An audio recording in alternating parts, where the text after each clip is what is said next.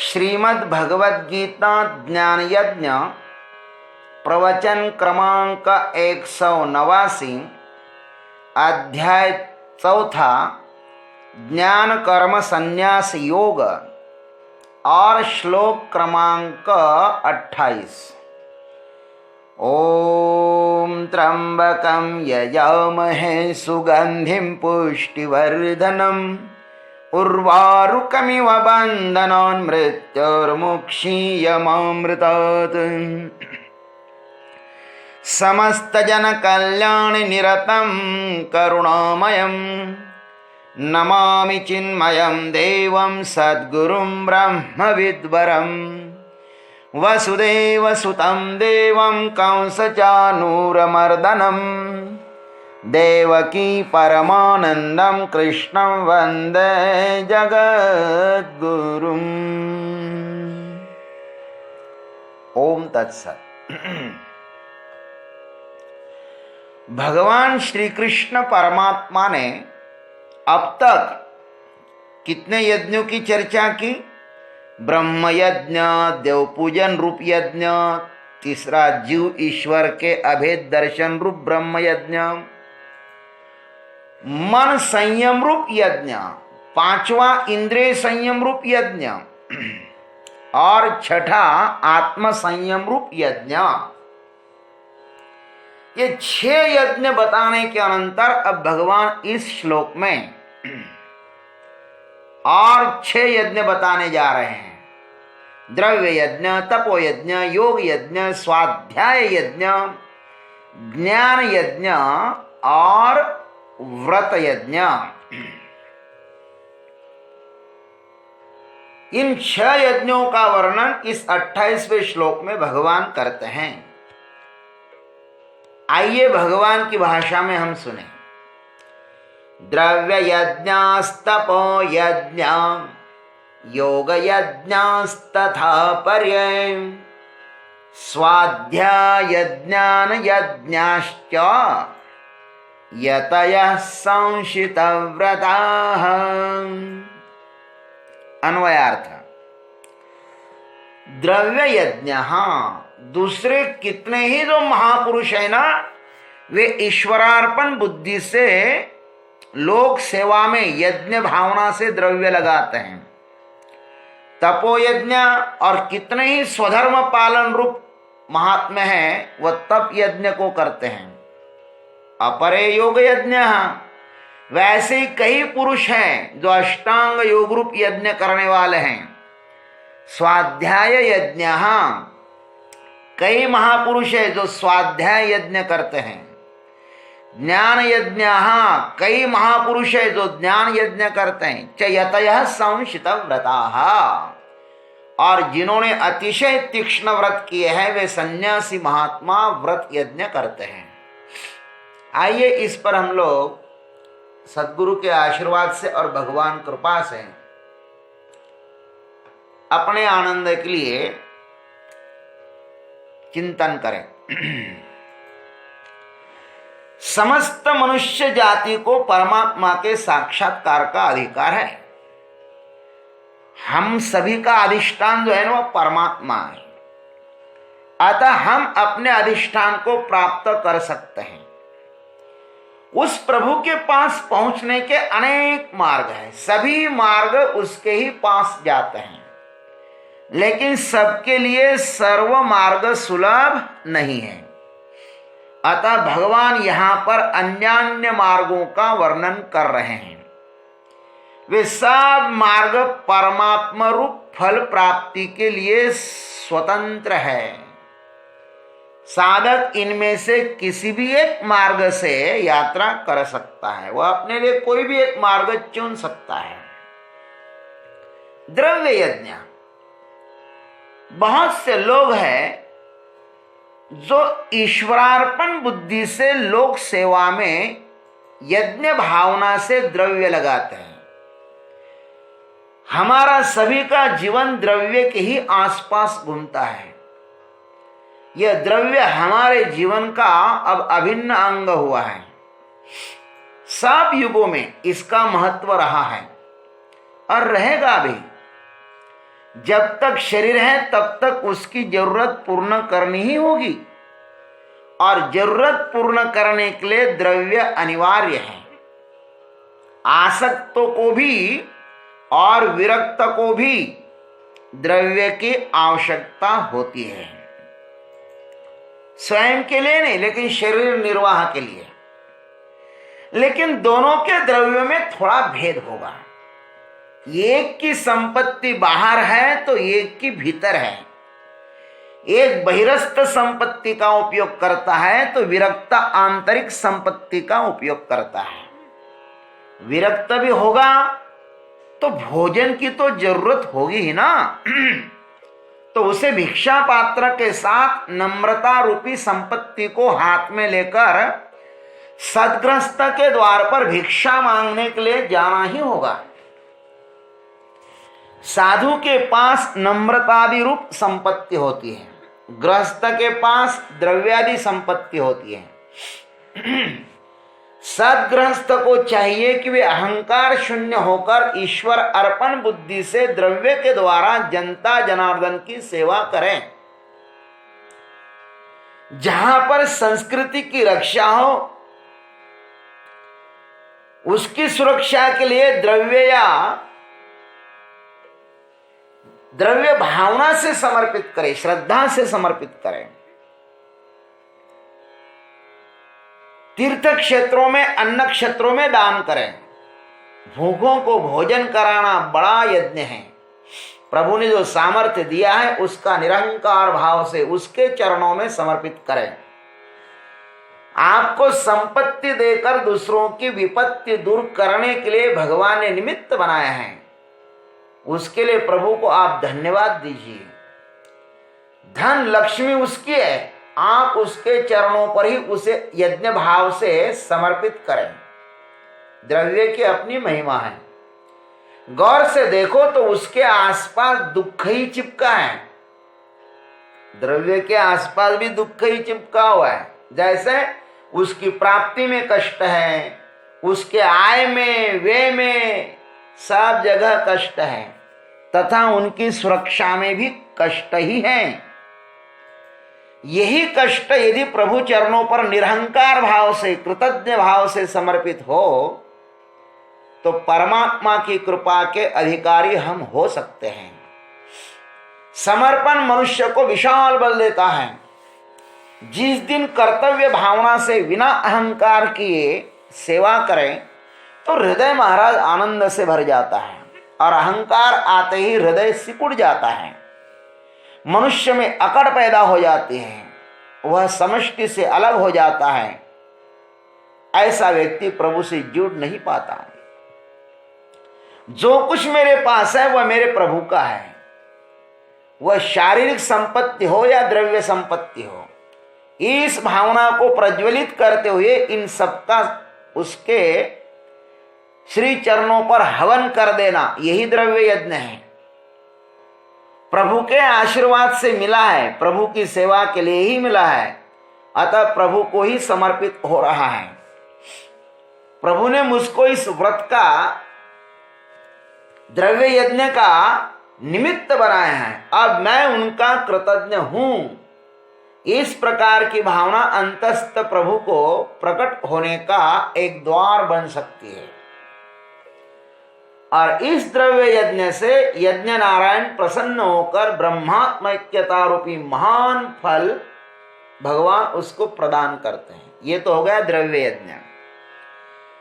तपो यज्ञ, और कितने ही जो साधक है वह स्वधर्म का पालन रूप तप यज्ञ को करते हैं, तब भी एक प्रकार का यज्ञ ही है।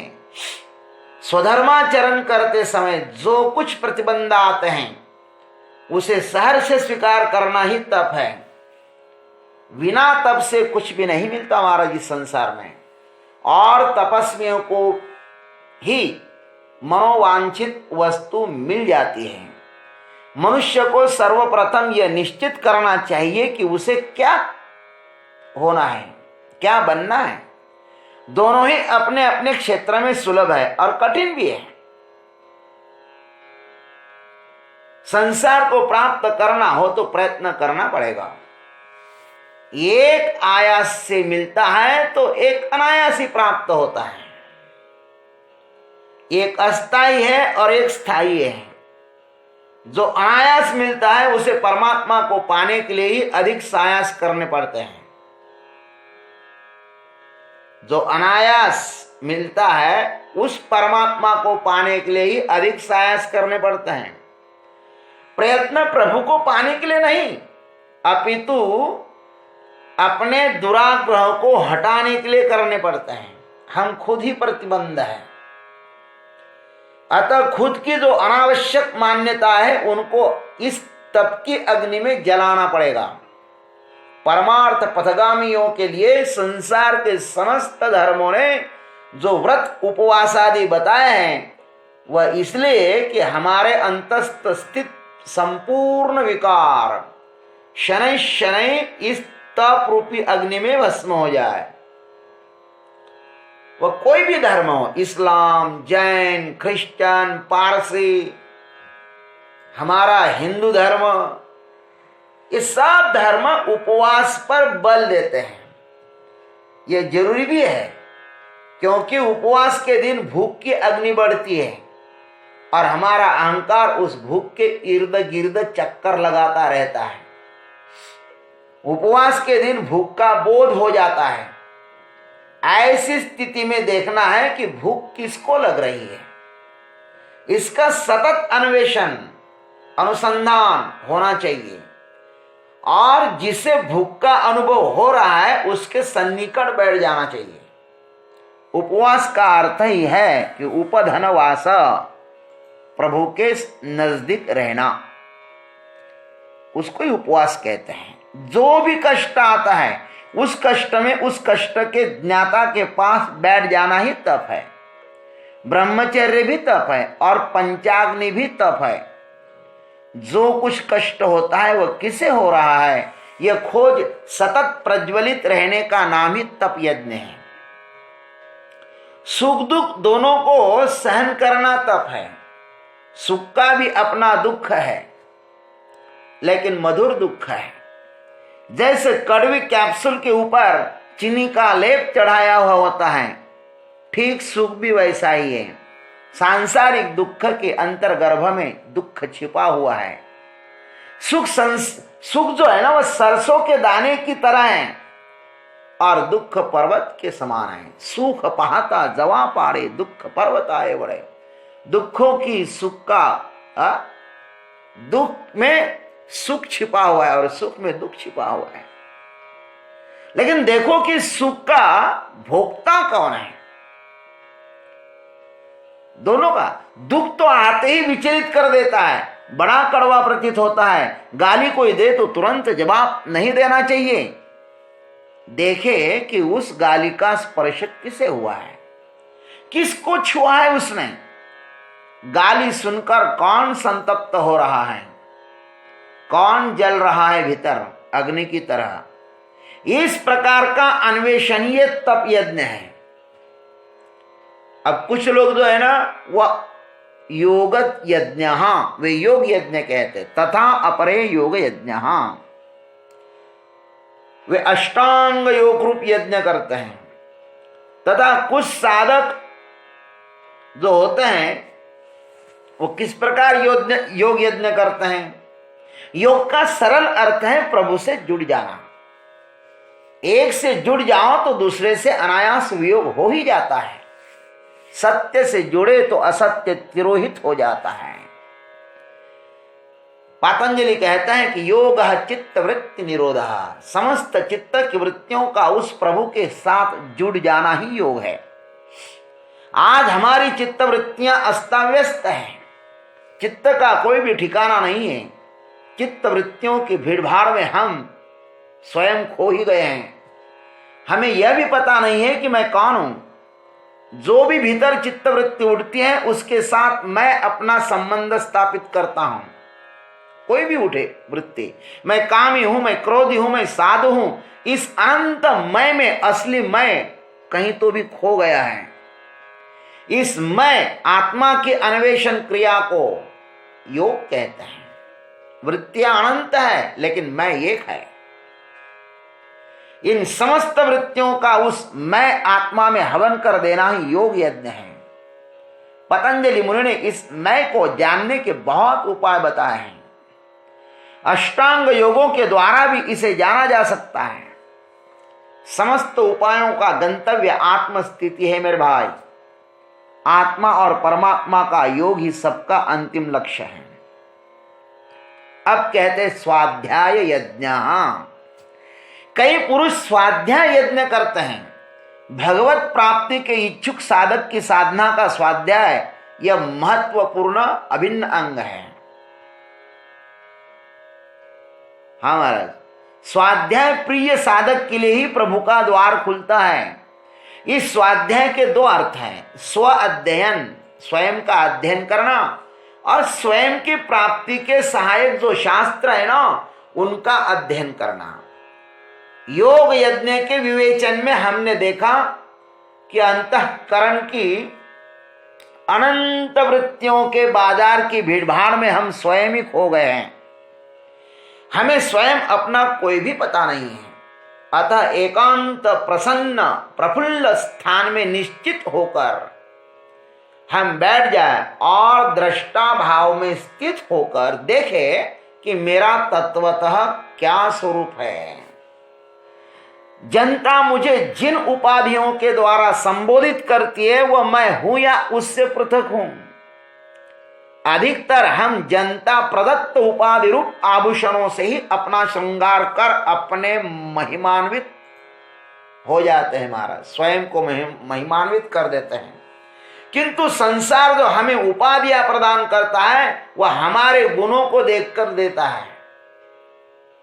ध्यान रखना, संसार जो हमें उपाधियां प्रदान करता है वह हमारे गुणों को देखकर देता है। गुणी का उन्हें कोई भी पता नहीं है, ऊपर ऊपर से देखते हैं लोग। और गुण तथा गुणी में बहुत भेद है। दूसरों को हंसाना या रुलाना यह गुण है। अक्सर अभिनेता यही करते हैं या इसे ही अभिनय कहते हैं, और अभिनेता अभिनय से पृथक रहता है, यह सर्वश्रुत है। यदि कोई अभिनेता भिखारी का रूप धारण करता तो वो भिखारी थोड़े ना होता है, वो तो अभिनय है। भाषण या प्रवचन करना एक गुण है। प्रवचन के पश्चात अधिकतर लोग प्रशंसा ही करते हैं। उस प्रशंसा से हम अपने को न भूलें। मैं उससे पृथक हूं। लोगों को सिर्फ मेरे प्रवचन का पता है, मेरा यत्किंचित भी पता नहीं है। लेकिन मुझे मेरा यथार्थ पता है कि मैं क्या हूं। हो सकता है कि प्रवचनकार के पास लोगों को दिखाने के लिए अलग चेहरा हो और स्वयं को देखने के लिए अलग हो। प्रायः ऐसा ही होता है। सबकी यही रहस्यमय कहानी है। औपनिषदिक कथा है कि देवर्षि नारद जी के पास 64 कला तथा 14 विद्या का संग्रह था, किंतु वे भीतर दुखी ही थे। बाहर का जीवन जनता जानती है और भीतर का अपना जीवन हम खुद ही जानते हैं। अतः बाहर को धोखा देने की कुशलता में हम खुद को धोखा न दें। स्वयं का सदैव निरीक्षण होना जरूरी है। कोई स्तुति के पुष्पों से अर्चना करे तो थोड़ा भीतर भी झांक कर हमें देखना है कि यह सत्य के कितने निकट है। प्रायः स्तुति असत्य के ही करीब होती है। असत्य ही स्तुति का सौंदर्य है। और यदि कोई निंदा करे तो भी भीतर झांक कर देखना कि यह सत्य के सन्निकट है या असत्य के। प्रायः निंदा सदैव सत्य के ही सन्निकट होती है। निंदा करने वाला व्यक्ति साधक की साधना के लिए उपकारी ही होता है, क्योंकि वह साधक के अंतस्थ गंदगी का दृष्टा होता है। जिस गंदगी को स्तुति की मूर्छा में साधक देखने के लिए असमर्थ हो जाता है, उसको यह निंदक उद्घाटित करता है। निंदकों की बड़ी कृपा है। अतः निंदक अपने साधना में बाधक नहीं है, साधक ही है, उपयोगी है। प्रत्येक साधक ने अपने निंदकों की प्रशंसा की है। गोस्वामी जी तो कहते हैं कि उनको प्रणाम करते हैं महाराज, बंदउ खल जस शेष सरोषाम, सहज बन बदन बरनऊ पर दोषाम, पुनि प्रणबु पृथुराज समाना, पर अग सुनऊ सहस दस काना। खल निंदक को मैं शेष जी के समान समझकर प्रणाम करता हूं, क्योंकि वे परदोषों को हजारों मुखों से बड़े रोष के साथ वर्णन करते हैं, तथा राजा पृथ्वी के समान जानकर उन्हें मैं प्रणाम करता हूं, क्योंकि वे 10,000 कानों से परदोषों को सुनते हैं। निंदा करने वाले, निंदा सुनने वाले, वो दोनों को प्रणाम। तात्पर्य यही है कि हमें जब शारीरिक रोग हो जाता है ना, तो हम प्रयत्न करके वैद्यों के पास जाकर पैसा खर्च कर उसका इलाज करते हैं, और ये मानसिक आंतरिक रोगों को बताने वाले लोग स्वयं मेहनत करके, प्रयत्न करके, अपनी ऊर्जा समाप्त करके हमारे रोगों को बता देते हैं। तो साधक को चाहिए कि उन निंदकों को, उन बेचारों को बहुत ही धन्यवाद दें। हमें रोग हो तो उसका इलाज करें, और न हो तो यदा कदाचित होने की संभावना से सावधान रहें। स्वधन अध्ययन का तात्पर्य है कि स्वयं को यथार्थ जानना, गंदगी को हटाकर स्वयं को निर्मल बनाना, और अंतःकरण की निर्मलता, शुद्धता में ही स्वयं का साक्षात्कार होता है। स्वाध्याय यज्ञ की प्रज्वलित अग्नि में अनावश्यक उपाधियों का हवन कर दे महाराज। स्वाध्याय का दूसरा अर्थ है, जिन शास्त्रों में स्व माने आत्मा परमात्मा का वर्णन हो सकता है उसका चिंतन करो, उनका मनन करो। जैसे प्रस्थानत्रय है, गीता, उपनिषद, ब्रह्मसूत्र, इन ग्रंथों का स्वाध्याय कर आत्म ज्योति को प्रज्वलित करें। एकांत में बैठ करके इन ग्रंथों पर विचार करें, बड़ा आनंद आता है महाराज। और इसका आनंद तो मैं हमेशा लेता हूं, सदैव लेता हूं, सतत लेता हूं।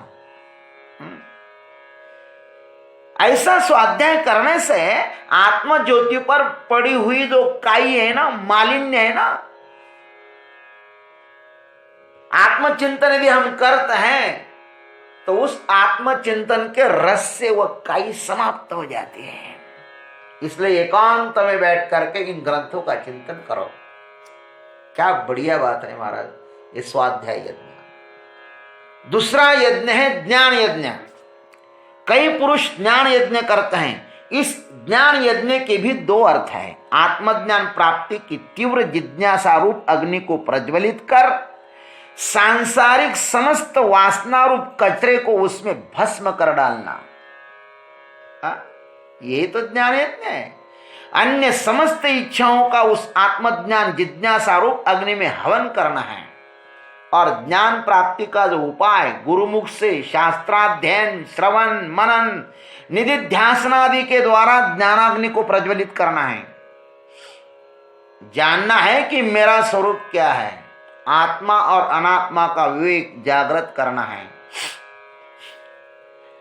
जो भी अनात्मा है उसको जला देना है, और जो नहीं जलता वह आत्मा ही परमात्मा है, उसमें स्थित होना है। यही ज्ञान यज्ञ है। ज्ञान यज्ञ का दूसरा स्वरूप है, जो ज्ञान पाया है, जाना है, उसके अन्य को भी खबर दे देना है। सद्गुरु के सानिध्य में रहकर जिसे मैंने पाया है, जिसको मैंने जाना है, उसे उन लोगों को भी हम बता दें जो इसको नहीं जानते हैं। अपने को जो सद्गुरु कृपा से मिला है, उस ज्ञान का मुक्त हस्त से विनामूल्य वितरण करना ही तो ज्ञान यज्ञ है। ज्ञान और पानी जितना बांटो ना, वह उससे कई अधिक वृद्धिंगत होता है, बढ़ता ही जाता रहता है। इसलिए बांटो, निष्काम भाव से बांटो। अरे भगवान ने अपने को ये ज्ञान बांटने का अधिकार दिया, सामर्थ्य दिया, यही क्या कम है? इस भावना से बांटो। अंत में कहते कि च यतयः संशितम व्रताः, और जिन्होंने अतिशय तीक्ष्ण व्रत किए हैं महाराज, वे सन्यासी व्रत यज्ञ करते हैं।